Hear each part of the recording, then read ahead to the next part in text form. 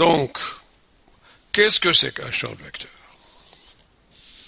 Un champ de vecteurs sur une variété M, c'est toute application de M dans Tm qui a x, petit x associé grand x, tel que pi rond grand x égale à l'identité. On dit que c'est une section. Hein? Pi étant la projection canonique, et petit pi de Tm dans petit m, oui, pi étant la projection canonique de Tm dans M. Autrement dit, pour tout x appartenant à x, x appartenant à x appartenant à Txm, on dénote par gamma de Tm ou x gothique, hein, x de M, l'ensemble des champs de vecteurs sur M. Donc, l'ensemble des champs de vecteurs sur M, il a aussi une structure d'espace vectoriel. Il est une autre structure de modules sur les fonctions. Donc, la somme de deux champs de vecteurs x plus y, en x c'est x en x plus y en x, et je multiplie x par une fonction, alors appliqué à x, c'est f de x grand x en x.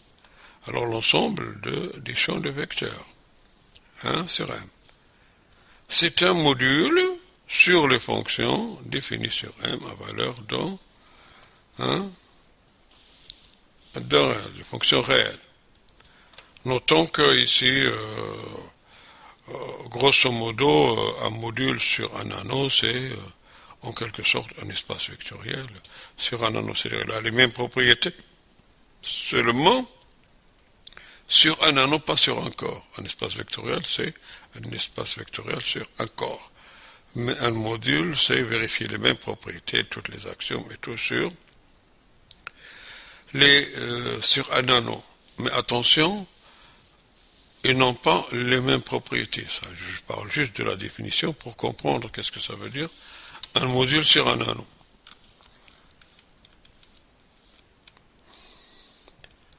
Bon exemple de champ de vecteur, on prend l'exemple familier de R2, x le champ de vecteur défini par x en x, y, c moins y, x. Donc, je donne ce vecteur-là, unitaire, qui est x, y, alors il est transformé en ce champ-là, moins y, x. C'est la rotation d'angle pi sur 2. On met, seulement ce qui n'est pas respecté ici, c'est la longueur, parce que celui-ci doit être de longueur 1, qui est même longueur qu'ici, c'est pas grave. Comprend donc, elle transforme donc en ce point, x en x, c'est ce vecteur-là, voilà, qui est perpendiculaire, qui est orthogonal, si vous voulez, au rayon vecteur. Là.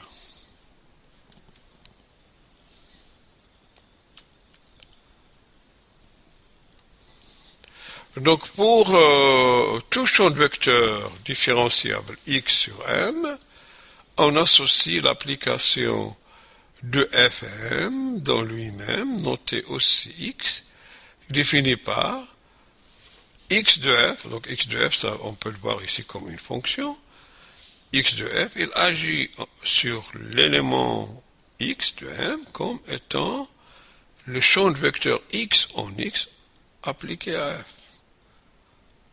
Voilà, ou encore df indice x appliqué à x en x. Donc l'application x est une dérivation sur fm, c'est-à-dire x est R linéaire, x de fg égale à x de fg plus fx de g. Réciproquement, une dérivation sur fm définit un champ de vecteurs sur M. Ainsi, un champ de vecteurs x sur M peut être considéré comme une dérivation de l'anneau des fonctions fm.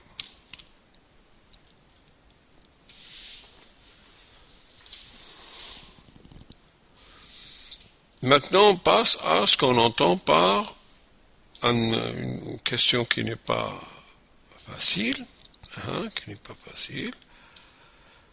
Une variété différenciable M de dimension n est dite parallélisable si le Fm module gamma de Tm des champs de vecteurs sur M est libre de rang n, c'est-à-dire s'il existe n champs de vecteurs x1, x2, xn sur M qui sont indépendants en tout point de M, tel que tout champ de vecteurs x sur M s'écrit sous la forme x égale à la somme de fi xi, où fi ce sont des fonctions sur M. La question ici semble simple, mais à vrai dire, elle ne l'est pas. Est-ce que toutes les variétés différenciables sont parallélisables? Est-ce que non? Évidemment, je ne vais pas rentrer dans les détails, mais je passe directement à un théorème d'Adams. Donc Rn est parallélisable, il n'y a pas de problème. On va voir plus tard les groupes de Lie, ils sont tous parallélisables grâce à la forme de Maurer-Cartan.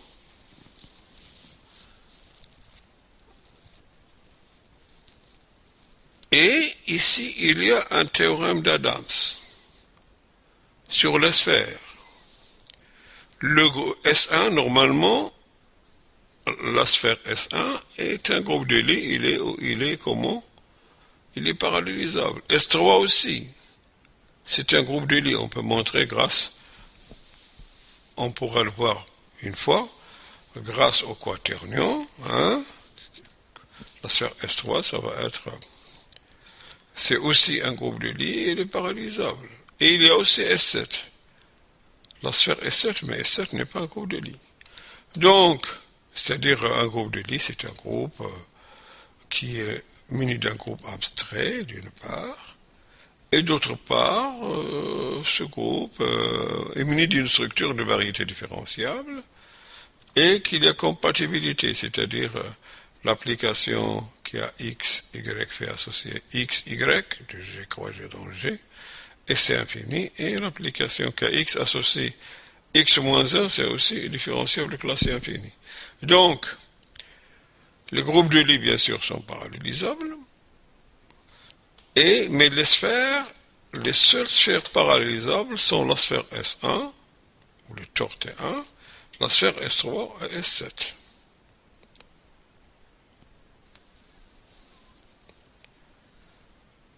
Maintenant, nous passons à ce qu'on entend par crochet de Lie. Pour tout champ de vecteurs x, y appartenant à gamma de Tm, on vérifie l'application suivante. L'application qui est f d'une fonction sur M associe x de y de f, puisque y de f c'est une fonction, et x agit sur les fonctions. Donc, KF associe x de y de f moins y de x de f, c'est aussi une fonction. Et non seulement c'est une fonction, mais c'est une dérivation. Donc, c'est une dérivation, donc ça définit un champ de vecteurs. Donc, le champ de vecteurs ainsi défini est appelé crochet de Lie de x et de y. Et on le note comme ça, crochet x, y. Donc, crochet x, y de f, c'est x de y de f moins y de x de f.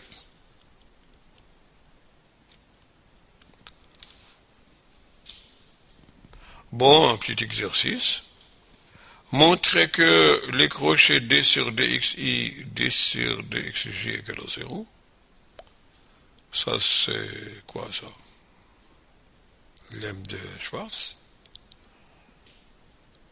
Montrer que crochet xy, c'est la somme fi dgj sur dxi moins gi dfj sur dxi,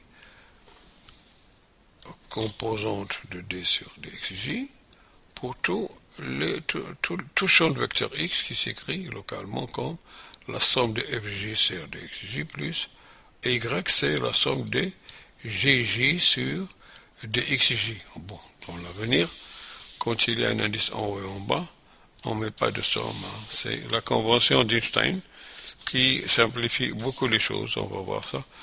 Lorsqu'on parlera des variétés riemanniennes, on va utiliser la convention d'Einstein. Théorème.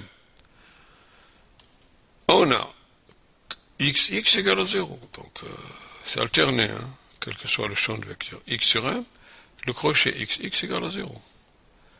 Et là, une identité qui s'appelle identité de Jacobi, qui est très très importante. Donc, on fait une permutation circulaire x, y, z, puis on fait tourner y, z, x plus z, x, y égale 0 pour tout x, y, z appartenant à gamma de Tm. Alors, ça donne la définition de ce qu'on entend par une algèbre de Lie. Réelle, c'est une algèbre de Lie réelle. Ça permet de définir une algèbre de Lie réelle, puisque là, on travaille sur... ça n'empêche de travailler bien sûr les algèbres de Lie complexes, parce que les algèbres de Lie réelles, donc c'est ça, c'est un espace vectoriel avec... La première condition, c'est que cette alternance, alternée, est l'identité de Jacobi. Et les algèbres de Lie, c'est toute une grande théorie à utiliser, non seulement en mathématiques, mais aussi en physique théorique.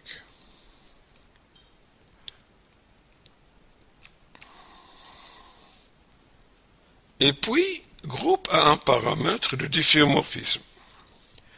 Soit M A1, qui est égal avec AC, la famille UIFI, une variété différenciable de dimension n. On appelle groupe à un paramètre de difféomorphisme de M, une application différenciable phi de R croix M dans M, satisfaisant aux propriétés suivantes. Pour chaque T appartenant à R, l'application phi indice T définit un difféomorphisme un difféomorphisme de M sur lui-même. Donc, phi indice T appartenant à diff M. L'application, donc, qui a T associé phi de T cette fois, est un homomorphisme de groupe R+, dont diff M menu de la composition d'application. Donc, un groupe à un paramètre, c'est la donnée de quelque chose comme ça, phi de T de M. Lorsque je fixe chaque T, j'ai une application de M dans M qui va être un difféomorphisme de M. Et quand je considère juste l'application de R dans diff M, qui a T fait associer phi indice T, alors ça va être un homomorphisme de groupe de groupes évidemment, de ces deux groupes venus de l'addition et de la loi de composition rond, cercle. Donc, si phi est un homomorphisme de groupe, est un groupe à un paramètre de difféomorphisme de M, alors phi indice T plus T', c'est phi de T rang phi de T', ça c'est la définition d'un groupe. Phi de 0 égale identité. Phi de T moins 1, c'est phi de moins T. Ça c'est juste propriété d'un groupe. Je prends une gorgée d'eau.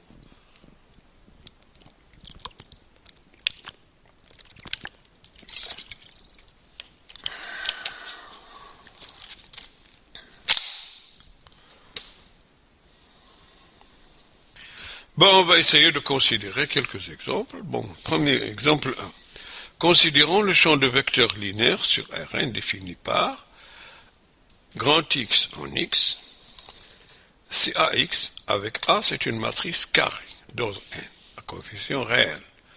Pour chaque T appartenant à R et X appartenant à Rn, l'application définie par phi indice T de X, qui est phi de T de X, qui est exponentielle de TA, exponentielle de TA appliquée à X. Puisque ça c'est une matrice qui s'applique à X. C'est une matrice BX.